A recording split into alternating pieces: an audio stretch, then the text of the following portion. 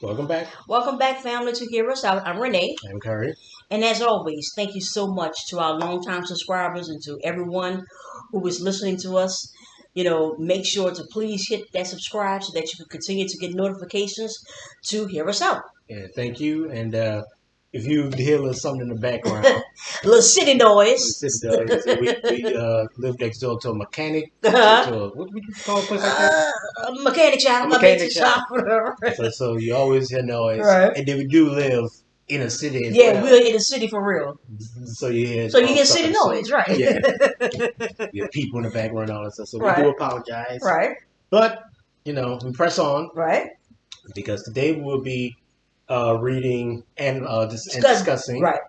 book 3 Mm-hmm. of the Republic, continuing our discussion of that. Mm-hmm. And just as a quick review of where we left off, Uh-huh. in book 2 is where the discussion of society and of the city really began. Right. They started this discussion because they wanted to find out if justice is more profitable, quote unquote, than injustice. This whole thing started with that. And Glaucon and his brother we cannot pronounce Artemidius? Artemides. Artemidius? Oh boy. Yeah, Anthony. Right. They gave very poignant and powerful arguments against justice. And even though they were believers of justice, and they bade Socrates to give them something, give them some type of concrete footing, some type of concrete example that shows exactly why justice is more profitable than injustice, right?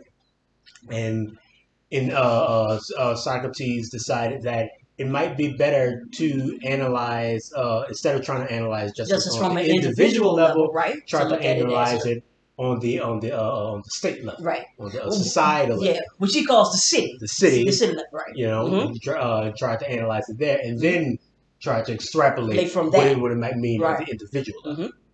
And that's when they started, this whole thought experiment about the creation of a city, right? And we in the last episode, we were like, this doesn't sound very good, because in the creation of his city and in this analysis pursuit of justice and injustice, and trying to find out what is more profitable than one and where do the things come from, he did all kinds of things that kind of he did a lot of mental gymnastics to pretty much set in play how basically that the rule of the city, okay, or that the city state itself, it's more I'm gonna say important than to the people themselves, and that the people are in service of the city versus the city being in service of the people. And so that pretty much starts the the legwork of going into book 3, and that's and then he gets into this whole thing about the guardian. Yes. Right? Yeah, they're not called warriors anymore. They're called the guardian. They're called guardians. Yeah, because he's not just talking about warriors. He's talking about, really at this point, he's talking about administrators. Yeah, those and politicians, right? Whose job it is to secure, by whatever means, whether it be through war, by being a warrior, stuff like that, or by whatever means at hands, to secure this the prosperity of the city. Yes. So it could be anyone at this point, but anyone whose job it is to secure the prosperity of the city. That's what he means by guardians. And he starts talking about how the warrior needs to be able to discern between enemy and foe, and then he has this whole comparison with watchdogs and all that stuff. So we discussed that length, in the last episode. Yeah, because we pointed out, I think it's like 3 or 4 different factors, and yet the word injustice, not even justice, even came into play. You know how well when does injustice comes into play? When we talked about the creation of money, the coinage, and different things like that. Then he goes into education, gymnastics, and those type of things. And at no point did we see injustice. It wasn't. He didn't even from his point of view. From his point of view. And so in book 3, that's when he really goes into the abyss, I guess you could say. Yeah, in book 2, Plato went off the deep end there. Yeah, but now he's in the abyss. He's in the abyss now. By the end, he was talking about, censoring the poets. Yeah. And that's how book 3 begins. Right. I think by the end of book 2, they talked about how they wanted to pass laws right, that banned that banned particular lines of poetry. Yeah, or making the gods look seem ugly. Gods, right. Yeah, that made the gods seem like liars. Right. Or made the gods seem too human, I guess you get. Or fallible. Yes. In any sense. Right. And with book 3, well, pick up right off of yes. He continues to he continues to berate particular lines of poetry and all these things. He continues to talk about how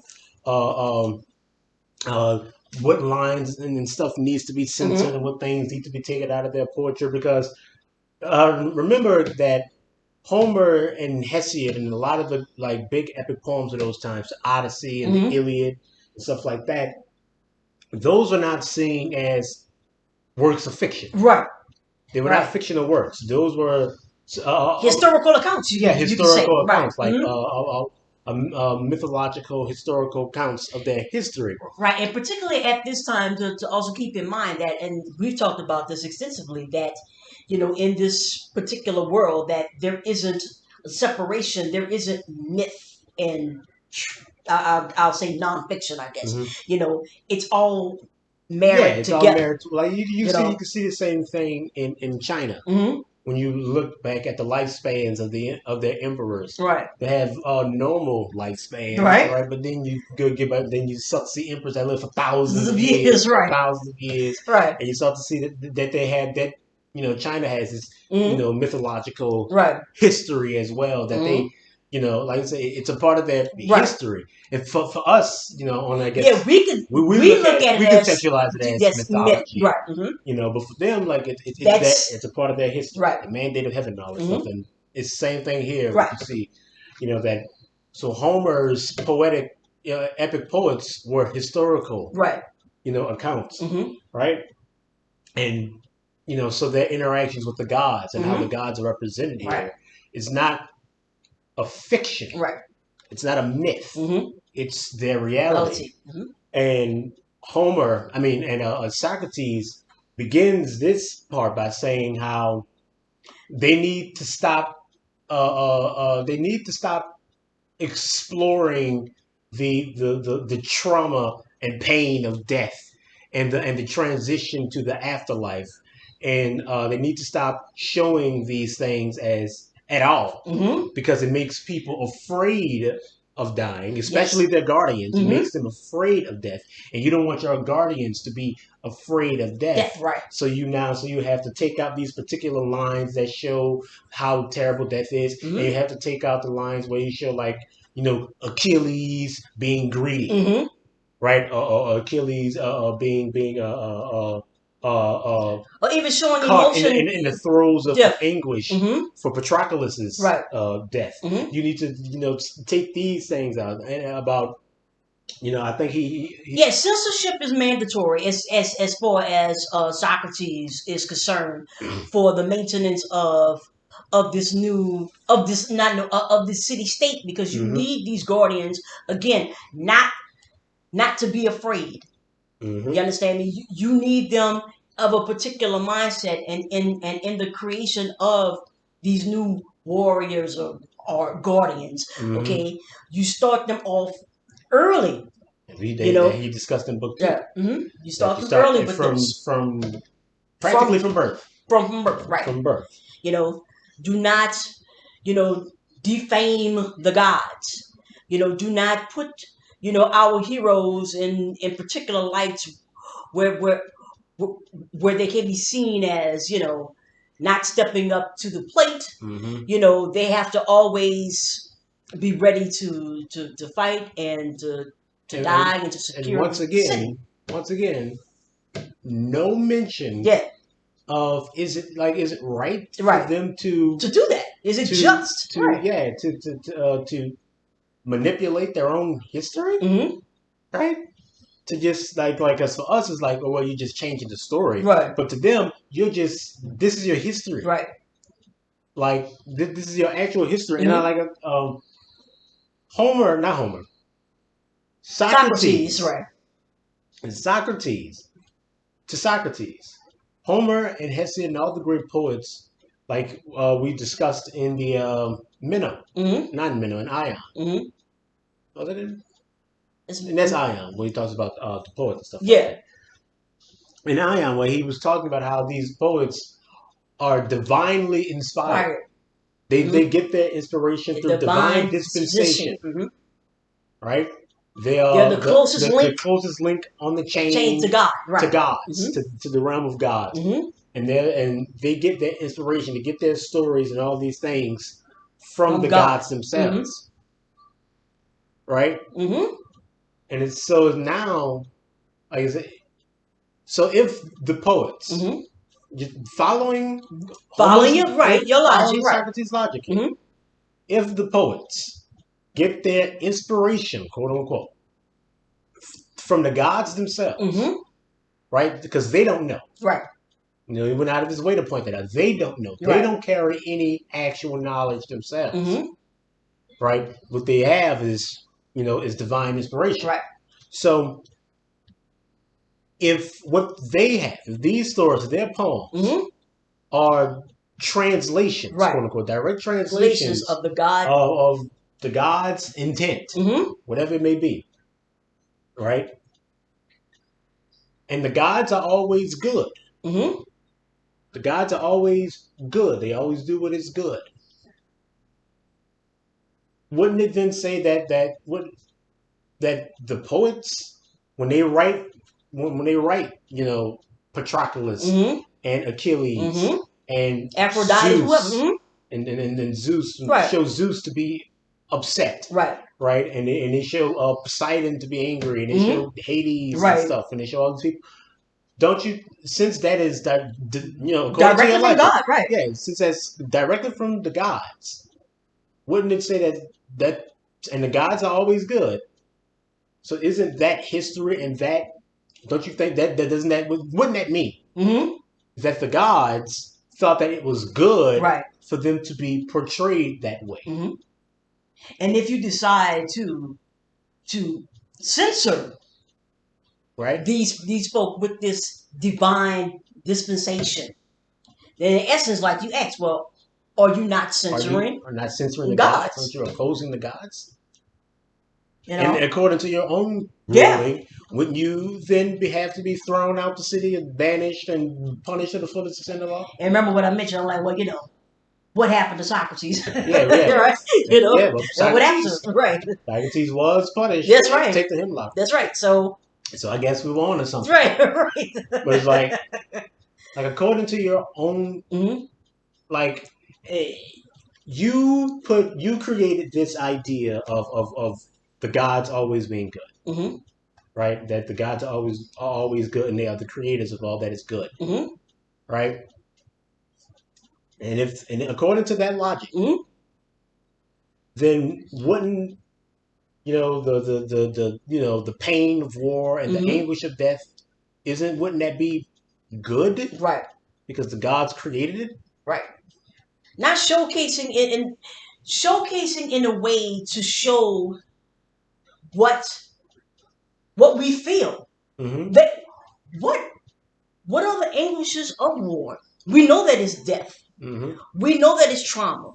We know that other crimes are committed during wars. We know this. And the gods revealed that, I guess you could say, to these poets and have these poets to write and to tell these stories. To tell these stories as a way for lessons or just for history, however you want to put it. And for Plato / Socrates, to say that now, well, we can't showcase that. We can't allow that type of truth. Basically, because you're right. We can't allow that type of truth. He's prioritizing his own opinions on what good and bad and what good and bad are over the opinions of the gods, and the poets, who have direct access, or are directly linked to the gods, That's what you according to your own logic. Yes. So we said, so what are we doing here? What are we doing? What are we doing here? And it falls back on the term. Goes back to the word useful and usefulness. Is that what Plato / Socrates is laying out here? Is that we want to use, whatever is useful, in our histories and poetries for the making of your guardians, so that it can maintain the city, which is in essence maintain the rulers and all of the other things. And so when I look at it, I'm like, this is what happens, like we talked about, when you weaponize. Yeah.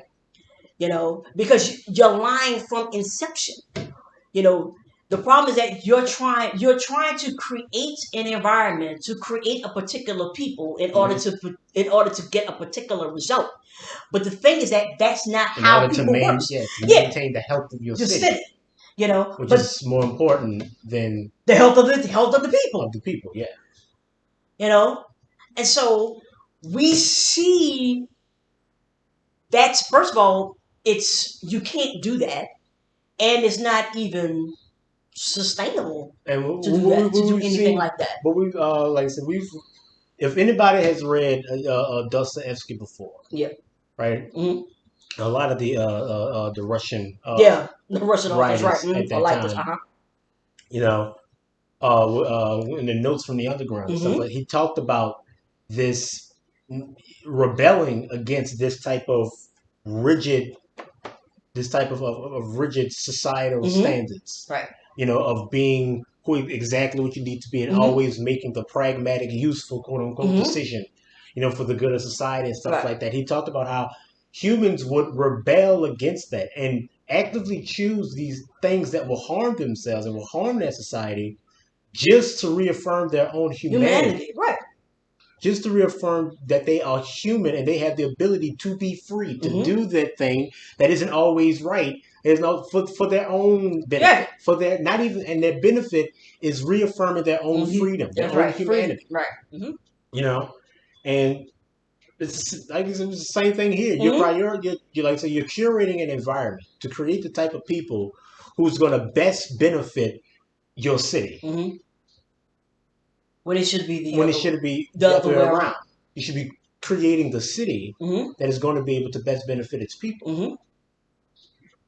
Yeah, because the people are the creators. You understand what I'm saying? Like we said before, like in book 2, like that's for us. That's the point of society. Right. It's to offer a better way of life to us human beings. Right. One that is safe from the turmoils of Mother Nature, and predators and stuff like that. Right.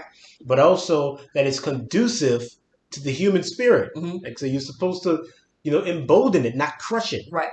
But you crush it under your rigid, your guise, right? This rigid categorization. You're crushing your own history. You're changing the story. You're opposing the gods. You're lying. Right? And he goes so far even to say about lying. Yes. Here on page 186. Yeah, and I got that, right? Right? Truth, however, must be highly valued. For if you were right in saying lately that falsehood is really useless to gods, but to men it is useful as a kind of drug, it is clear that we must allow such a thing to doctors, but laymen must not touch it. That is clear, Glucon says. Then for the rulers of the city, if for anyone it is proper to use falsehood, to deal with enemies or indeed with citizens for the benefit of the city, no others must touch anything of the sort, and that a layman shall lie to rulers, we shall say, is the same or a greater offense than that a sick man should lie to a doctor or a practicing pupil should not tell his trainer the truth about the state of his body, but that anyone speaking to a pilot about ships and sailors should not describe exactly how things are being done on board by himself or some others. Very true, he said. Then if the ruler catches any one of those who are craftsmen telling lies in the city, seer, healer of sickness, or maker of timbers, he will chastise him for bringing in a practice as likely to overthrow and destroy the city as it would a ship. Mm-hmm. And just, do you not see this whole time you've been searching for what is justice, what is injustice. So now you're saying that it's okay for the rulers to lie, mm-hmm. right? For their benefit, right? But that because their benefit is equated to the benefit of the city, right? But layperson, but the layman, mm-hmm. the craftsman, you can't lie mm-hmm. because that's equatable or greater. It's a greater offense mm-hmm. than a patient lying to their doctor. Mm-hmm. This is ridiculous, right? Let's go back, right? to book 1. when Thrasymachus was talking about how justice is meant to benefit the stronger. That's right. And Plato, real justice, that's right. And all justice is for the citizen is to follow the will of the stronger. That's right. It's about power. Who has the power to levy it? And Socrates, he railed against it. He argued against it. That's right. He questioned it again and again and again. Mm-hmm. Right? Like I said, he pecked it to death like a duck. Right. He wasn't giving giant impassioned pleas, but he was just poking little hole, doing this thing. But now here we are. Mm-hmm. And is this not exactly what Thrasymachus said? Yeah. So that justice is merely, to the benefit of the strong. Oh, yeah. It's a power. It's a power. The rulers get to lie. Mm-hmm. And the rulers get to adjudicate who get to lie. Mm-hmm. Right? Because they're the doctor. Right. They're the ones. You don't get to lie. Mm-hmm. So isn't that injustice being more profitable than justice? That's obvious. Right? Right. Isn't that exactly what the Socrates said? That justice is nothing but injustice? And, that justice is injustice, mm-hmm. And that everybody just fears suffering it. They don't actually fear injustice. That's something like, and that justice and injustice is all about your position. Mm-hmm. Because if you're the lay person, you're the one that have to be just, right? But if you're the one that's in the position of power or whatever the case may be, then it's injustice. And you levy it upon everyone else. Isn't that just like appearing, like you said? Yes, that's right. Appearing to be just is mm-hmm. more important to be like isn't this right here mm-hmm. Exactly encapsulating the exact type of environment that you argued against? Right. Carrying the same type of sentiments that you argued against. Mm-hmm. But see, the thing is that, it's Socrates. But it's the ruler. It's the ruler, and it's not just any ruler. Right. It's the one that it's the one that has shown the greatest ability in all respects. Mm-hmm. The one who was reared from childhood. That's right. And has shown himself obviously. Right. Because it's definitely not a woman, right? Best capable mm-hmm. of ruling. Mm-hmm. That person who has shown to be perfect in every respect. That person gets to lie. Yeah, because the woman or the slave, they'll never be in that position anyway. Mm-hmm. He literally said, and he talks about how in rearing this ruler, mm-hmm. these children, these young men, mm-hmm. how in these particular lines they can't say they can't say when recounting the epic poems. Mm-hmm. Not they cannot say those things that are unbecoming mm-hmm. of the great heroes, mm-hmm. of men, of worthy men. They can't even say it. Right. They can't recount it in their own thing. Right. And it's not. It's a paring down. It's not even mm-hmm. appropriate for women of high class to say. Right. The only time someone should say anything appropriate, it should be women mm-hmm. of lowborn, status. Yeah. Mm-hmm. They should be the only ones who get to quote unquote say it. Right. Yeah, the folk down here. Yeah. The folk down that. Right. Like we've said many times before, no mention of justice or injustice, no mention of if it's right or not. All this is assumed as right. Mm-hmm. Like, of course. And it's like, I like how it's being presented right? That all these ideas were being debated about and all this stuff, right. even though it's just Plato in his own little echo chamber here, right? amen himself. Yes, so it gives it the look as he's recounting this great debating conversation when really it's just you and your own ideas. Just you and your own thing. And so we don't know if this was Socrates would have wanted. Right. This is Plato. This is Plato. That's why I say Plato / Socrates. Right. This is Plato here, and he continues doing these things. And he goes even further.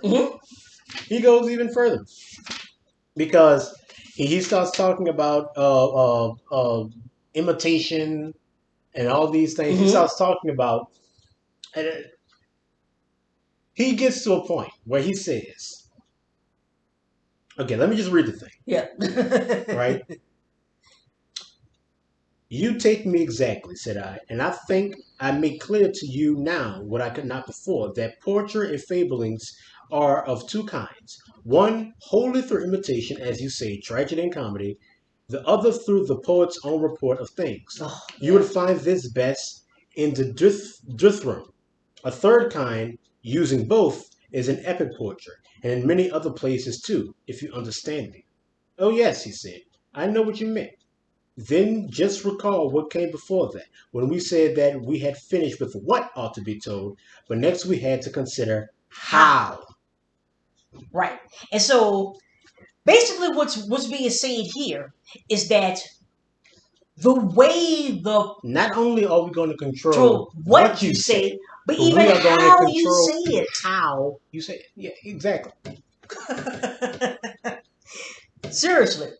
Like, what are we doing here? This is like truly dystopian. Yes. This is like this is more controlling than 1984. Yes. I mean, yeah. You can say what you want to say, but you're just going to get, Yeah. You know how it's going to end up. Right. But in this thing, from the inception, from what you're exposed to, from now, like not only what you because how you can you're talking about censoring words. You're censoring words and movements and sounds and utterances. Not only that, but they, like I said, it sounds. They start talking about the type of musical scales and that they're going to allow in their city. Right? Only heroic, simple music. Anything that's overly complicated or anything that is overly anguish or lamentation, sad and stuff like that, they won't allow in their city because it's going to make them weak. Right. So they start talking about the type of musical scales they're going to basically, you're talking just the harp and the lyre, huh? They start saying not too many string instruments. Right. That they're going to ban the construction and allowance of particular instruments in their city. You mean no brass band up in here? Oh, I remember reading that. I was like, seriously? It seems like Socrates and Plato would not be a big fan of jazz. No, they wouldn't. No. Jazz isn't always about, it's the opposite of simple. Right. It's about playing around and experimenting with that. And we said, maybe R&B, but I don't know, because no blues. No, definitely no blues. No blues. Maybe R&B, but then again, if it's a sad love song, no, we're not gonna be able to do that. And then so far as like even country music, no, definitely. It's the blues, the rock and roll. Yeah, that's what I'm saying. None of that stuff. None of that. Rap. Oh, well, we know ain't nothing. You try to turn people into terrorists. You can't have people listening to rap. You listen to the Beach Boys, to Good Vibrations. That's all you listen to. Yeah, but that may be too effeminate. Actually, it might be too effeminate. Yeah, because he actually used that term. That might be too effeminate. Because not heroic enough. So bass tone. Yeah, so bass tone. So even the Beach Boys may not make the cut. I like. Then what? Okay. At this point, I felt the need to take a step back here. Yeah. Because he keeps going. Because we were taking. I mean, it was. He keeps going. Because it gets worse. It gets worse. He starts talking about eugenics. Yes, and that's the term that I use. I'm like euthanization. Yes. Like some type of thing, like the types of things we're hearing today about, die for the economy. Yeah. Evidently, these are not new ideas.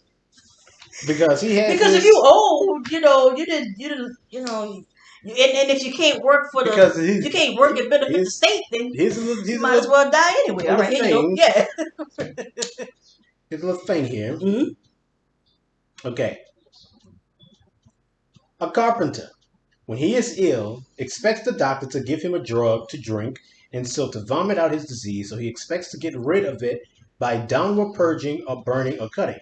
But if a doctor orders a long treatment for him with bandages around his head and all that sort of thing, he says at once he has no time to be ill. And life like that is not worth living. It's not worth having. If he is always thinking of disease and neglecting the work which lies before him, then he says goodbye to that kind of doctor and goes on with his usual life. He gets well doing his business and lives, or if his body is not strong enough to hold out, he dies and gets rid of his troubles. Okay. So he basically just said euthanasia. If you are, because everybody has a role here. There's That's right. People, right? If you are a carpenter and you get sick, right, and the doctor cannot give you a quick fix, right? Yeah. If you get like real sick and you get stuff like that, or if you become incapable of working, so sick that all you can do is focus on trying to get better or trying to live with this sickness. Right. If you have that, then you need to just go it on. Then you as a carpenter, will be morally obligated, to say, I can't be sick. Yeah. I don't have time for this. Right. Right. And then you go back to work. Right. That's obviously the only point of living. Mm-hmm. You go back to work. Mm-hmm. And then you work. Right. And you work. And either you get better, right, through your work. Through your work. Your body gets stronger. Right. Through work. Right. Or you die. Or you die. Mm-hmm. And you get rid of your troubles, as he says. Yeah. I mean, did we not just experience that like for a couple of years? You have to go to work. Oh, I'm sorry. They are the essential workers, bearing it out through a pandemic of global fashion. Of course, that's what makes it a pandemic, of global fashion where people are dying by, at that time, the thousands daily, daily. But you got to bear it out, because, you just got to go to work. You got to go, yeah. And if you die, you die. Yeah. It'd be get rid of it. Like, so like, yeah. This is not. Yeah. If you die, you die. It sound like drug. If you die, if he dies, he dies. From a rocket. Yeah. If he dies, he dies. This is. Yes. All right. Yes. We're trying. It's all what the rulers and the state. How is that? Because if you're sick, and you're not doing anything, you're not producing it. The point of your life. Yeah, you get so much meaning from your work. That's right. You get so much meaning from your work. If you can't work, then what's the point of your life? A good carpenter would rather die. Would rather die doing his work than live without it. That's right. He'd rather die. I mean, of course, versus, try to get well. Mm-hmm. What you mean try to get well? Take medicines to get well? What? No, that's not how this goes.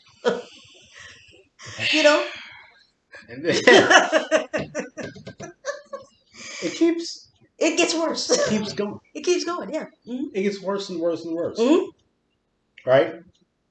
And then he starts. Okay. Because it gets worse. Mm-hmm. The whole thing ends with Socrates talking about how, given an explanation, I guess you could say a culminating, because it's like, well, you said, so what is it? What is it? This whole thing ends when he talks about how they're going to create this what he calls a lie. Yes. Right. He's going to create a new religion that says that every human being was created by God in the core of the earth. Right. Yes. Right. The metals. Right. Yeah. Mm-hmm. And some people have gold and silver on the inside, And some people have iron, like brass, copper, and whatever the iron, other and look. brass. Right. Mm-hmm. Right? Mm-hmm. Now, for the copper, iron, and brass, they are obviously the laymen. They're your carpenters, Right. your pilots, your sailors, right. Shoemakers, whatever. your Right. Mm-hmm. shoemakers, the laymen, the craftsmen, the workmen of the city. Right. Whereas those who are born with gold and silver Mm-hmm. Right. are your rulers and administrators. Right. Right? Mm-hmm. And this is the type of metals that they have. Right. These are divine metals. Right.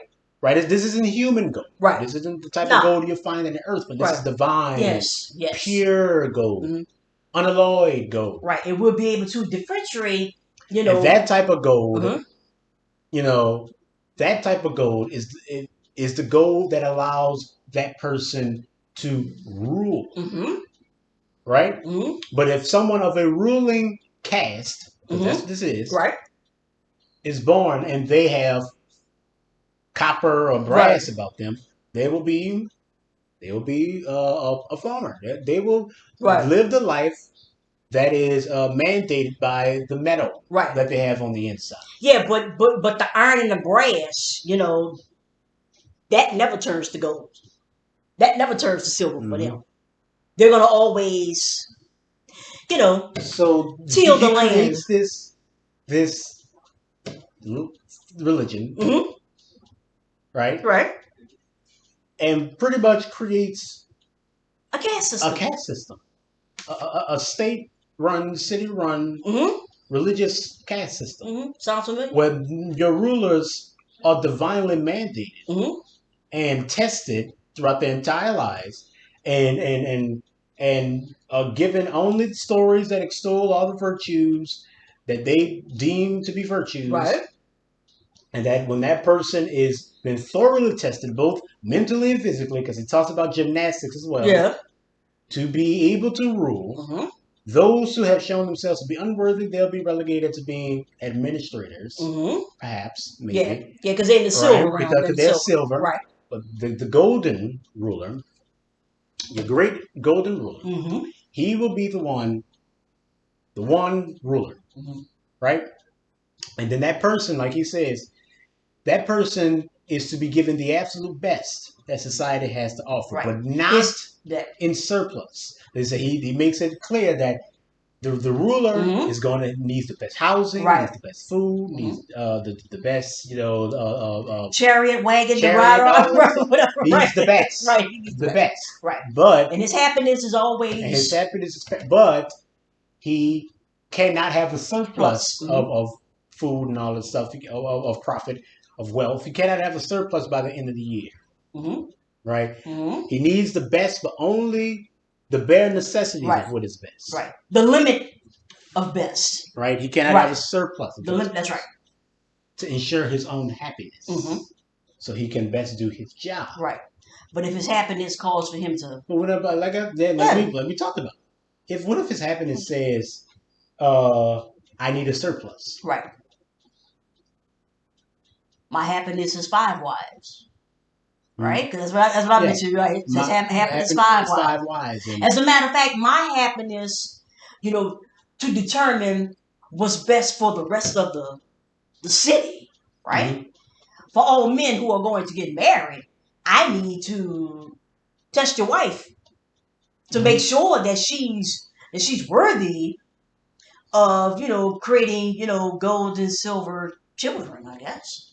So I should be the first one to bed your wife, because that's for the benefit of the city, and I'm the ruler, and this caste system, this religion, with your philosopher-king, and all his philosophical administrators and your warrior poets and all your laymen, and this rigid caste system. Well, they are who they are ever since they were born. Yeah. Because you could tell, because when you put the baby down, you could tell, even in infancy, how the baby holds his head up. And if he holds his head up right, he has a gold spine. So that means that, he's the golden ruler. You create a code. That's what you're doing. Yeah. You're creating a cult. Oh, it's definitely a cult. Yeah. Easily, like we talked about it many with the times. riots and stuff like that. That can easily be manipulated by this golden ruler. Over and over again. Like what? Okay, because that's pretty much how it ends. There needs to be. That's it. That's all. That needs to end. That's how the third book ends with him talking about this divine caste system. And like I said, it got a whole lot worse. And just kept getting. And this is in your quote unquote democratic. This is in your democracy. This is in your democracy because a caste system. Right. A caste system. Right. What freedom? Your everything's rigid. You know. Okay. Okay. Let's take a step back. A step back, yeah. Talk about this philosopher. Let us take a step back. Because he's doing all this in service of the idea of the philosopher-king. And that's never that's not something that he said. Right. It's kind of a term that came after when people started to analyze his work. You know, beforehand. And like I said, we're not the first ones to take umbrage. Yes. You know, with the works of Plato, and Socrates, right? And a lot of philosophers of this particular mindset, right? Because like Dostoevsky was talking about Newton, stuff like that when he was doing his thing. But we've often talked about how the philosopher-king is impossible, that the warrior poet is impossible, right? That it's a contradiction. Juxtaposition, an oxymoron, right? At the fundamental level, right? It is impossible for these things to exist, right? So I'm gonna ask you, okay, what do we mean by that? What do we mean by it's impossible? What exactly makes it such a contradiction, an oxymoron? If you are a philosopher, right? Then it's the unlikelihood that you would be a king, right? And if you are a king or or ruler, for damn sure that you're not a philosopher. That you're not a philosopher. You have no need of it. You have no need. Though there's no need for. There's really no need for a philosopher when you have kings, because kings make all the rules. There's no reason to question power. Right. You don't have power. There's no reason to temper power. When you have it. Right? And I was saying, it's a contradiction at the fundamental level. Yeah. You want like power tempered with wisdom, right? But no ruling class has ever shown that. What temperament? There is no. The only temperament with the king is what he can get, what he can garner. Is what best benefits benefits the king. Period. I mean, there's no getting around that. Need for philosophy at that point. Because it's what he says. Yeah, no one's saying that. No one's saying that the ruler and or the warrior are blunt instruments. They're stupid. Right. They don't know. Right. Correct. Right. That they don't know about philosophy. Right. And that they don't question in themselves and others. But the idea of a ruler is to rule. Period. Right. And when that ruler is centralized, rulership is centralized on one person and one group or one party or whatever, or two groups or whatever. Right. You get this separation between those who rule and those who are ruled. Right. And those who rule begin to equate their rulership with the maintenance and benefit of society as a whole. Which means to question them is to question the benefit and good of the society as a whole. Right. To benefit them is to benefit the society as a whole. And what that means for the ruler, right? It's with the warrior. Same thing with the warrior. Right. Warrior poet.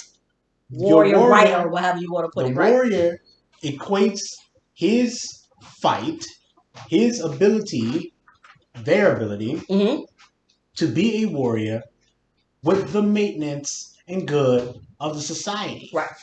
To question and try to control the ability and to temper the ability of the warrior is to question the good of the society. Right. To benefit the warrior is to benefit the good of the society. There is no, if you want to, you cannot to check your king, right, your ruler, warriors with philosophy. Right. Is a that's the stuff that, that's the stuff that gets your head cut off. This is something that gets your head cut off. We don't have to look very far for these things. That's right. You can look at today. Right. Look at what's happening right now. Look at your rulers. Right. You're being unpatriotic. You question them. That's right. We have to go to war. We have to kill everybody. All this stuff. You question that, you must hate America. That's right. You either with us or you with the enemy. You either with us or against us. Right. Huh? What? What? Where's the philosophy in that? Oh, well, you don't need it. Obviously, you don't need it. That's You're right. the ruler. That's right. Right? Look at the police. Our warriors of justice. That's right. Our warriors. Question them. Defund the police. You got to do this. Maybe. Well, no one understands that. You shouldn't have a gun. Maybe we should try to change what this means. We try to change what your job means. You're questioning what? What? Once again, because their job, their occupation has been equated with the good of society, That's no right. matter what it is that they do. Same thing with the ruler. Right. Their job, their thing, ruler, government, whatever, has now been equated with the benefit of society. Right. Which means the idea of them checking themselves. Right. It's utterly ridiculous. It's ridiculous. And we know this already. If the police does something wrong, pick a state, pick a town, doesn't matter. Okay. Pick a wrong. Whatever. It doesn't matter what. Right. Who dares to question them? We know that they do, that they have done. They're people. They're people, right? What police force, what police chief from I'm about to say another state would say, you know what, you were wrong here. No one does that. The police, they don't check. How many times we have investigated ourselves and we have found nothing wrong. This is within and without. You see, so the philosophy doesn't become a balance. Right. The philosophy becomes an emboldening aspect. Right. It becomes blunted. Right. It becomes to suit the whims of your warriors and your rulers. Kings. Right. And if you, how many, you talk about how many times have folk tried to use that consciousness or that philosophy to try to change, I'll say, the will of the ruler. What has transpired? Do I need to start naming names of folks who have died trying to change that particular relationship? And everything changes just enough to maintain what it is.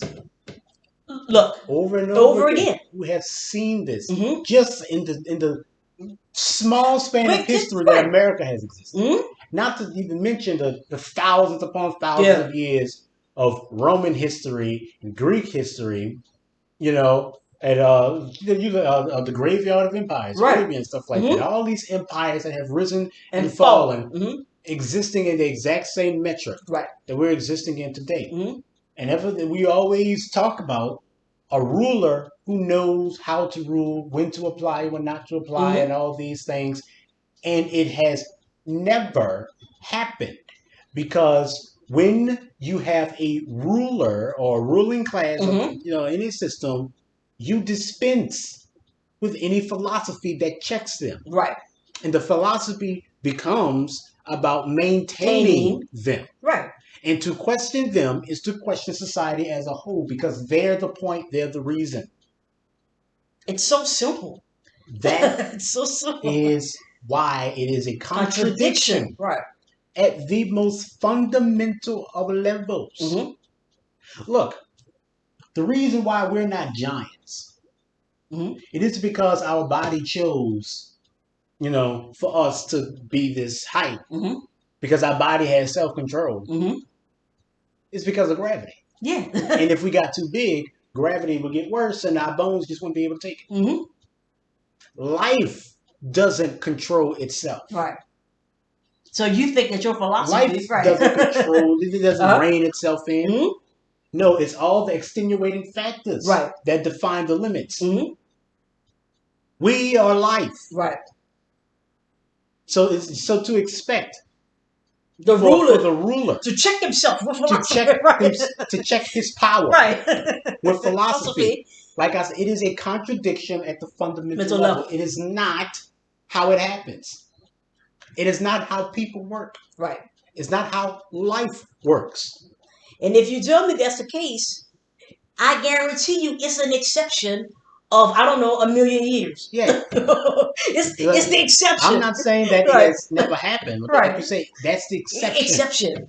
That is not the norm. That's not the norm. It never has been the norm. That's not the rule. That's not the rule. That's not how this works. That's not how we got here. No, definitely. And it's definitely not why Socrates is complaining as much as he is. Because he sees unworthy rulers and unworthy people being told stories that he feels weakens them. Right. We know where you're coming from. Yes. We know where you're coming from. But you have to understand Socrates. Plato, right? Plato. Or the great philosophers of today and or yesterday and tomorrow. We have to understand a very simple thing. You cannot perfect a king. Right. The only way to avoid the problems of a king is to not have one. Right. But you all want to be led so badly. That's the metric in which we're so used to existing in. Yeah. You want to be led so badly. For the ruler, the leader, the person, the being, the group. Right. That you have come to a place now that you think that giving your power, I guess, to this particular king, to this particular person, means that now that you are able to levy a particular power stance. And, paupers and kings don't rule together. The king rules over the pauper. Period. The end. There's no getting around that.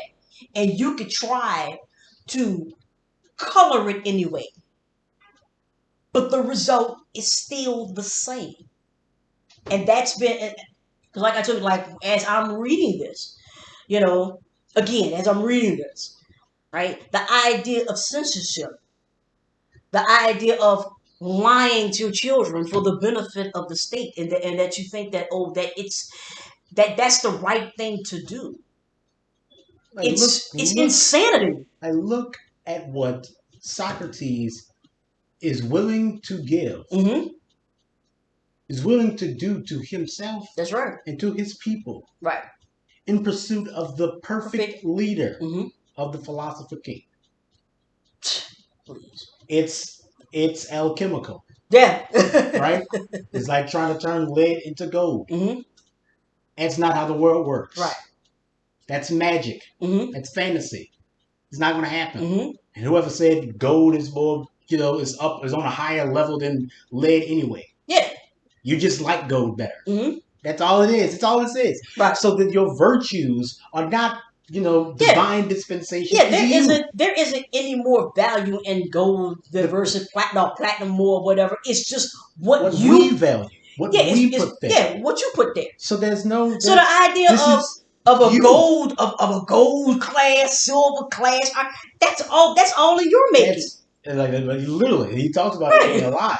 Yes. But the idea of this perfect leader, it's all in your head.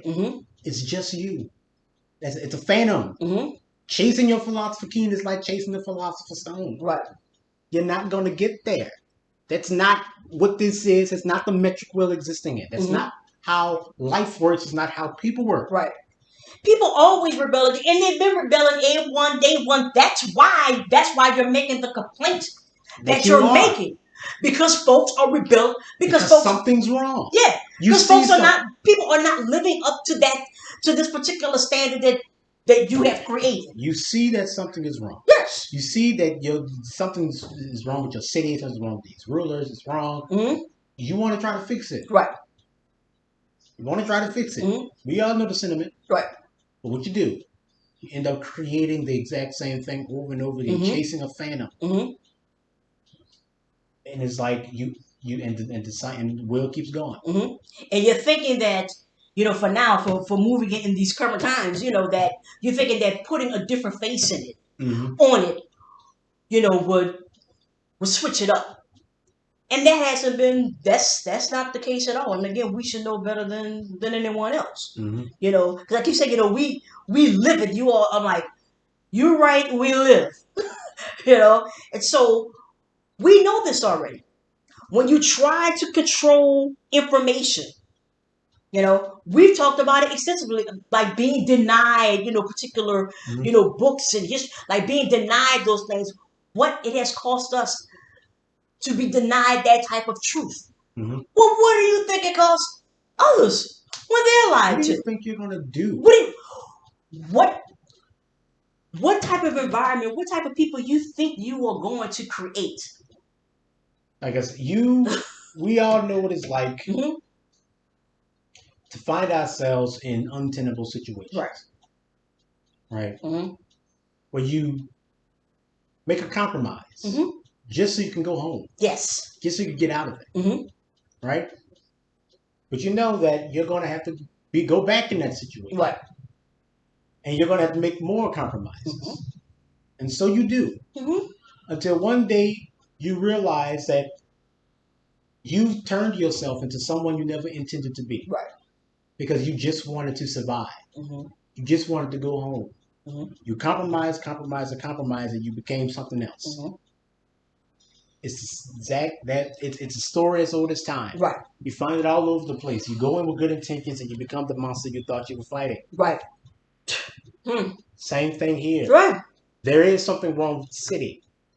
There is something wrong with our society. Mm-hmm. There's something wrong with us. Mm-hmm. But doing this